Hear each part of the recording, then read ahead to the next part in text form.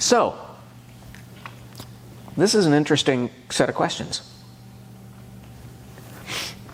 How many of you have heard this point made so many times?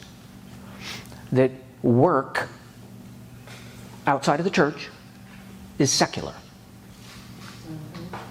How many have heard that? Come on. You've all heard the secular statement, right? Okay. Does anybody know where the phrase secularism comes from? Anybody want to hazard a guess? This is the interactive part. Anybody? I had to do a little research. Because I was like, oh, who started that? I know who's behind who started that. Because the enemy divides. The Lord unifies and unites.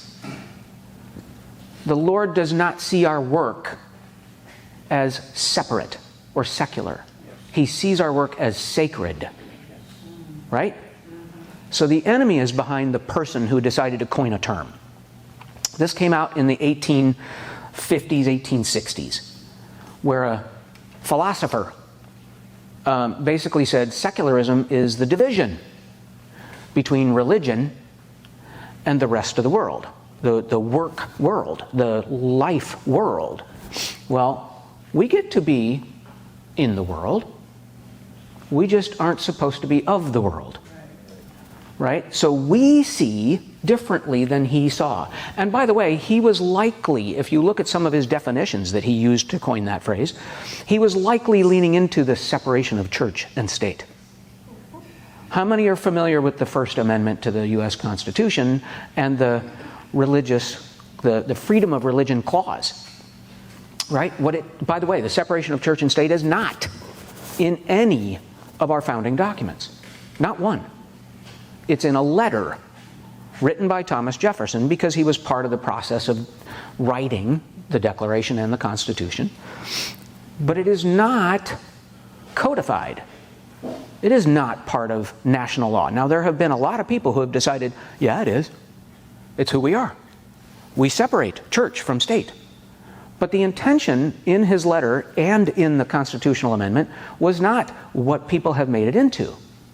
It was to say, no church, institutional, organizational, whatever you want to call it, no religion can over-operate the country. And no government agency or unit can over-operate our faith.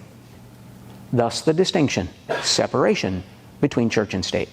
But it was meant to be, let's call it a co-opetition. Right? It was cooperative, collaborative, not a separation that said, thou shalt not participate in religion. Never. That's nowhere in our laws. Now, people have tried to make it that, but it's not that.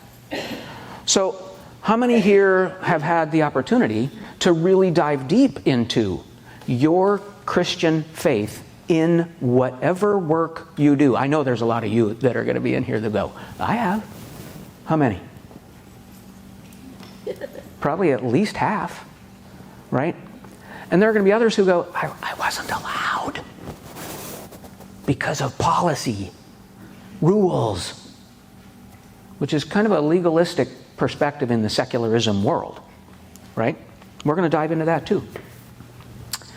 And then I know for those who are really, truly living in a relationship with Jesus Christ, this last question is a lot easier. Do you actively demonstrate your Christian faith to coworkers, your customers, and others with whom you come into contact? Let's see a show of hands there. Do you actively demonstrate? Thank you. I love you. That's not about preaching at. Right. The word proselytizing comes out of the fact that some people will try to force you to believe the way they believe. Or tell you that if you don't, you are somehow wicked and evil and wrong and bad. That's where workplaces will get you into their policy turmoil. Because that's not right. If we're really truly walking in love, we're going to show dignity and respect to everyone, no matter their faith worldview. Ours, we operate unapologetically, transparently. Theirs, we do not judge. We encourage. We respect. We dignify. Right? I happen to lead a multi-faith group at my current employer. And I tell them blatantly who I am. I do not apologize for it. I do not hide from it. I do not fear quoting, New Testament scripture. We have Jewish people in our group. We have Hindu people in our group. We have Muslim people in our group. I don't judge them. I love them. I respect them. I'm the leader of this multi-faith group, and we operate in an interfaith dialogue kind of way. But I always do that. I demonstrate my faith in Jesus this way. So, without further ado, I want to show you a little video. It's only about 2.5 minutes. Work. Most of us spend over half our lives at work. Whatever it is you fill the 9 to 5 with, planting crops, building cars, taking care of patients, teaching students, or running a business, work is where most of life happens. For some, work is a drain. They dread Monday mornings, forcing themselves to struggle through because they need the paycheck, while many times feeling trapped and beaten down by their job. Some people love their work. They're good at what they do. It energizes them. It's a place of security, a place to chase dreams, desires, and success. At work, they find fulfillment. We often forget to connect our faith to our work. We don't consider the reasons God may have us at our job. We don't think about the purpose and meaning we could bring to our work. We simply focus on how it makes us feel. But what if we saw our work as an opportunity to worship? As Christians, we are called to serve Christ with our lives. For a few, that means working as a pastor, a youth minister, or a missionary. Others serve the church by teaching children or singing in the choir. But when Sunday is over, most of us return to our jobs outside the church. For us, our mission is in the marketplace. We may not be the kind of missionary who moves to the far regions of Africa, but around the conference table, around the water cooler, or around the cubicle, we have an opportunity to worship the God who created us. He gave us skill. He gave us passion. He gave us work. When we do our jobs with excellence and integrity and diligence, it's an act of worship. We are displaying God's craftsmanship to the non-believing world around us. We are earning the right to be heard.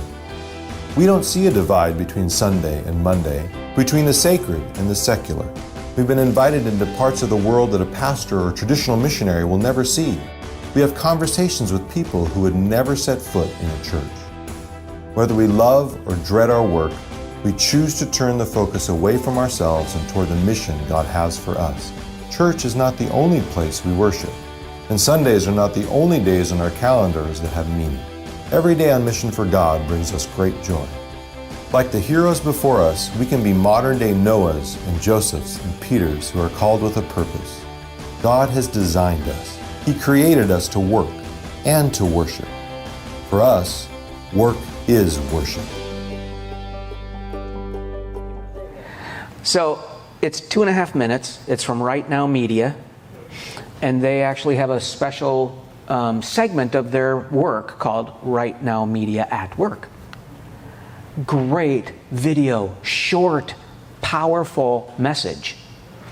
How many of you know how many hours we spend in the workplace? Too much? That's why I heard too much. Yeah. I would say I go to school there, so I'm there 5 days a week, 24/7. 5 days a week, 24/7. I don't work 24/7. Well, maybe I do. I guess 24/7 is how we are supposed to operate, right? But as he pointed out, it's a huge percentage of your time. Let's look at our day. We sleep, we work, we rest. That's kind of the cycle of our 24 hours. It's about, but never always, right? That's a good mix of metaphors. 8, 8, 8, roughly. Sleep, work, rest. And sometimes our rest is working rest. We do stuff together. We do ministry together. We do Bible studies outside of work as well as inside of work, right? So if you were to add up those hours over an average lifespan of worker, it's about 90,000. That's a lot of hours. Okay, so for those of us who do not have a pulpit job, as the video showed, or an in-church ministry role, our mission field, as he pointed out, is the marketplace. It's the workplace. We are called to love and lead into an audience that might never see, as was said earlier, might never see the inside of a church. We get to be the church for those people. So this is a really interesting point. Abad. This is how God sees us working. Did God work? 100% yes. Did God honor work? Does God honor work? Oh, 100% yes. And as he pointed out in the video towards the end, work is worship. The word says so. This word, abad, means both work and worship. It is the same root word, service, work, and worship. So when you start finding those places in the scriptures that say that, now you start to connect those dots that, hey, wait a minute. When I go to work, I get to worship. I don't have to work. I get to work. He gives me the privilege of working. I get to glorify Him through that privilege. And I get to show others what that looks like through that privilege. He is such an amazing, awesome, indescribable God. And we get to co-labor with Him. We work with Him, not just for Him, not just through Him, with Him. I just love that what he points out in the Word is that He starts with work. His creation story is work. Those 6 days, and you can put whatever framework you want around it. I happen to be a very literal believer in how Genesis is written. I believe in the history of Genesis, as it were. So it might be 6 million years, but I'm going to count it as 6 days, because that's what the Word says. And He worked all 6 of those days. Now, He's omnipotent, all-powerful. He could have done it all in a snap of a finger. In the word spoken, instead of doing it over 6 days, He could have said, let it all come into being. And it would have. That's His power and authority. But He didn't. He set the stage for us. He worked for 6 days. And then He set the stage for us. He rested. And this is where workaholism interferes with people's lives. Rest from your work. I don't always take my own advice. I need to. It's His advice. So I'm encouraging you, work as though for the Lord, and then rest. Because that is also 100% consistent with His design. Right? So, how much does our work matter? All of our work matters. It doesn't. The reality is, whether you scrub toilets, sell cars, sell real estate, write software, lead a church from the pulpit, all of that is what He designed. All of it. Did He say, okay, ready, everybody join a church and become a pastoral leader? There is no such command. There is not. Did Jesus say, go and make disciples? He did. Did he say, do it inside of a local church? He did not. Can we? Yes. But how many people never go to a local church? I bet the percentages are dramatically and sadly high for those that do not go to a local church. And some may never come to know him if it isn't for us.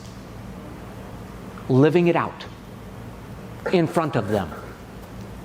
Boldly and unapologetically, without thumping them over the head with a Bible.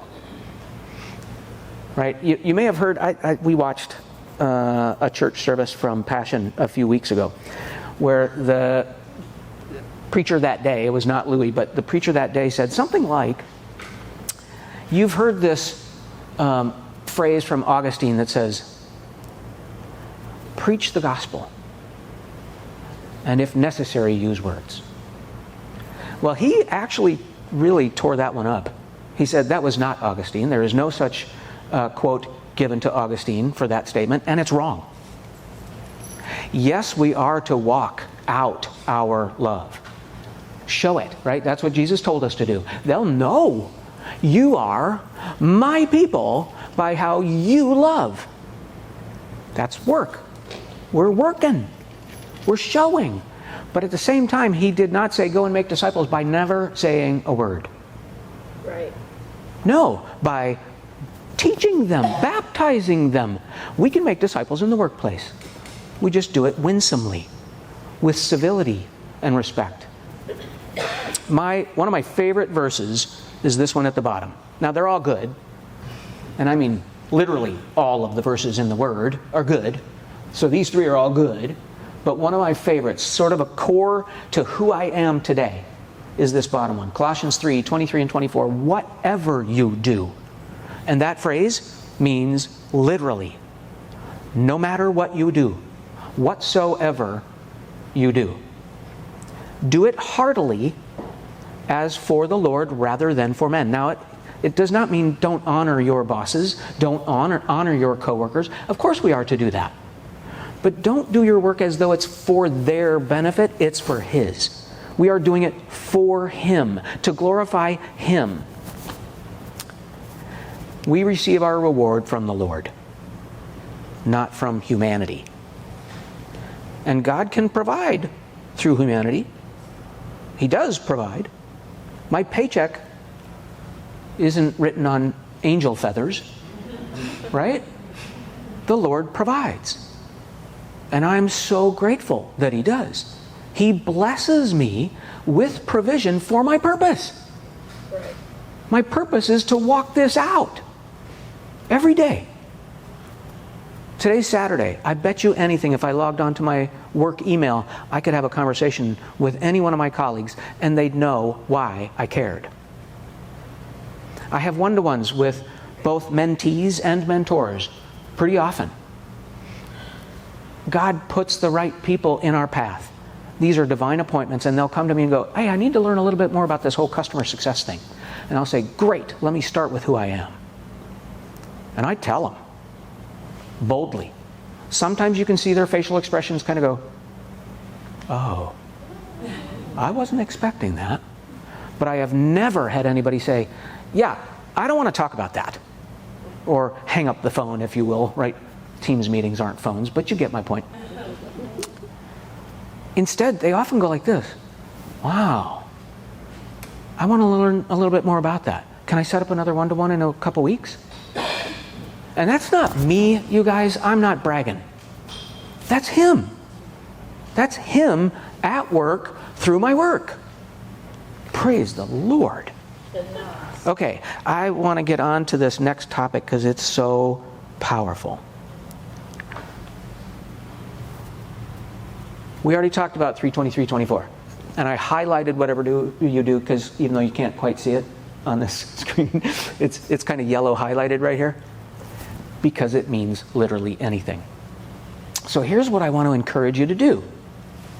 Companies today are making more space. Now, I'll actually go back a while, before I was born. I wasn't there, but I know the history. There was a time when the culture allowed this much more readily than it does today. A lot of companies were considered Christian companies back in the day. And then this whole secularism principle started invading. And it invades every aspect. It invades the school systems. It invades companies and their environments. And if we're not careful, it's going to invade the churches too. Right? Has it already, maybe? I suspect we could see it and spot it and call it out in a few environments. So, watch for these companies. And if there's not a group at your workplace, help me help you. It is completely achievable. Even in the toughest, most policy-heavy, legalistic organization, I can help you.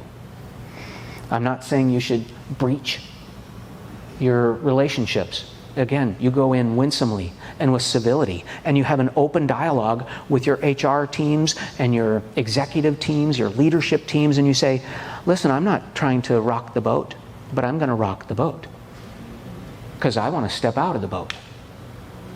I want to help my fellow coworkers get into a conversation with God on a regular basis. Prayer, Bible study, community compassion. I have a member of my employee group who is undergoing cancer treatment. And every time we meet, that's a moment to pray and show compassion and show love and walk it out with her during her treatment process.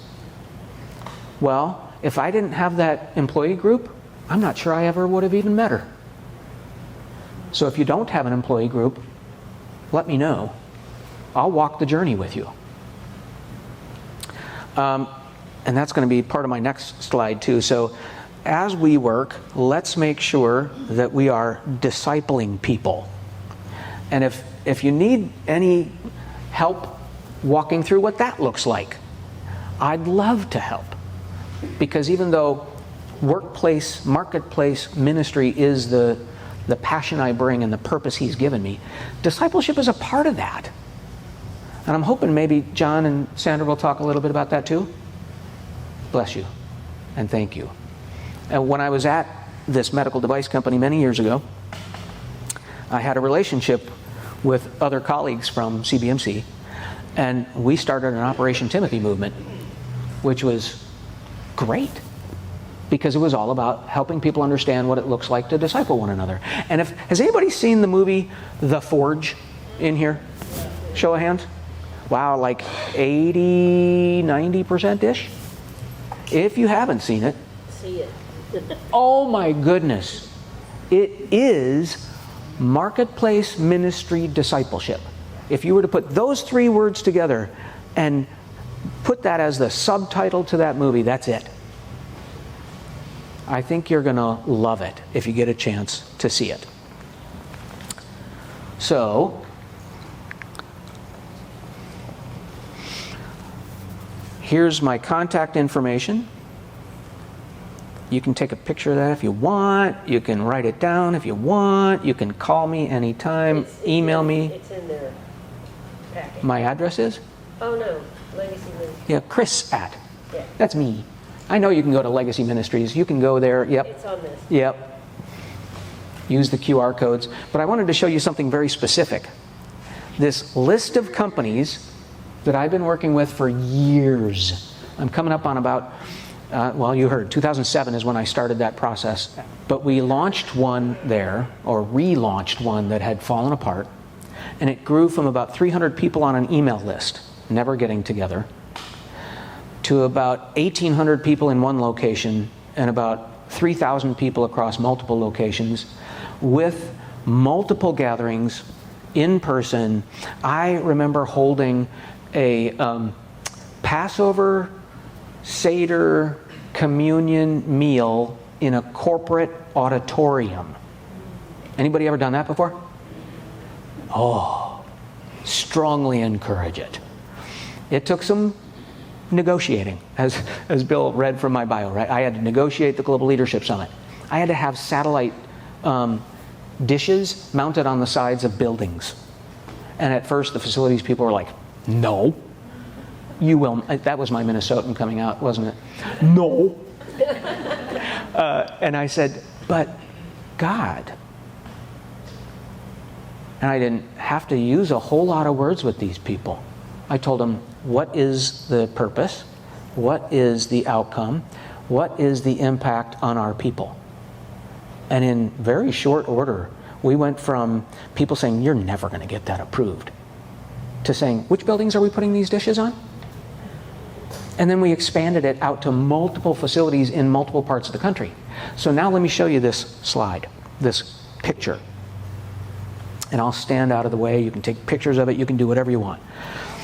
This is a list of company names that we know of in the moment that have Christian or multi-faith employee groups, some of which are considered official, meaning their HR organization and or their diversity organization have appointed it, authorized it, blessed it. And some are unofficial, but they haven't been told no. They've been told, I'm sorry, I can't fund you. I can't provide you with money for bringing in speakers or what have you. But I can let you run. So this is just an example. Like, there are some names up here you might not expect. Let's see if I can find one. Disney Corporation. They have a Christian group. Lots of companies who might have made it difficult to sort of grasp in modern culture, and yet they see Jesus in their hallways. All right, I'm going to stop now because I've been around long enough for today. But I want to share this approach. We're going to take a break between our sessions.